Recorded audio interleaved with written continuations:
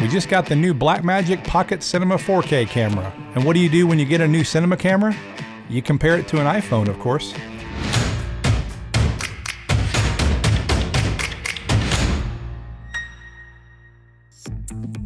This is not a review video, but I do want to talk about the size of the camera, because a lot of the reviews I've seen have talked about how this camera feels big. To me, this camera doesn't feel big. It is bigger than the original Pocket camera, but it's not a large camera.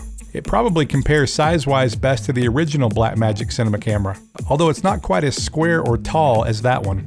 As a reference, here it is compared to a Canon 7D DSLR. They're very similar. The Blackmagic is a little bit wider.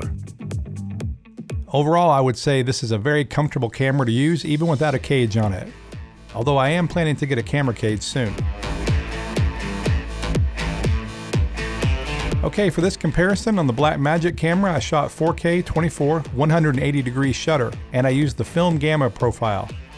On the iPhone, I also shot 4K 24, and the shutter ranged from 1/24 to 1/96. I tried to keep it around 1/48, but that wasn't always the case because of the exposure.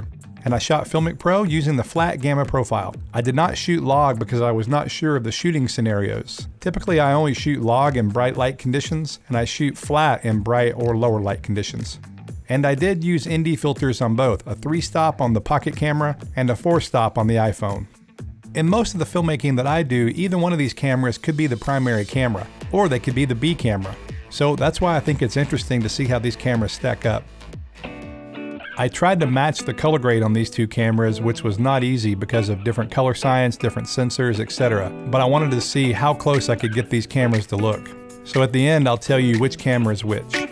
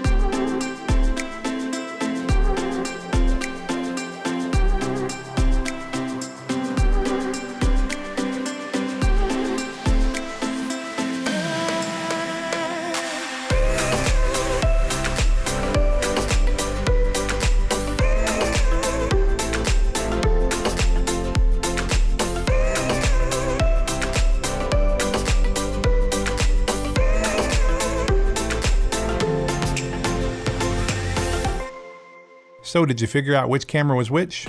If you picked camera B as the Blackmagic, then you would be wrong. The B was the iPhone and camera A was the Blackmagic camera. Personally, I was really surprised at how well the iPhone held up. I purposely shot a lot of high contrast scenes into the sun, and that's really where you can see the Blackmagic outperform it with its dynamic range. The skies would blow out with the iPhone more than with the Blackmagic camera.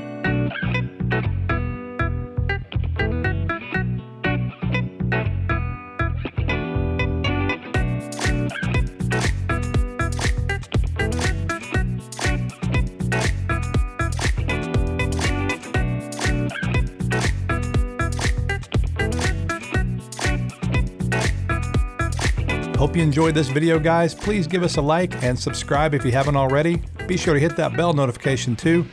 Thanks for watching, and we'll see you in the next one.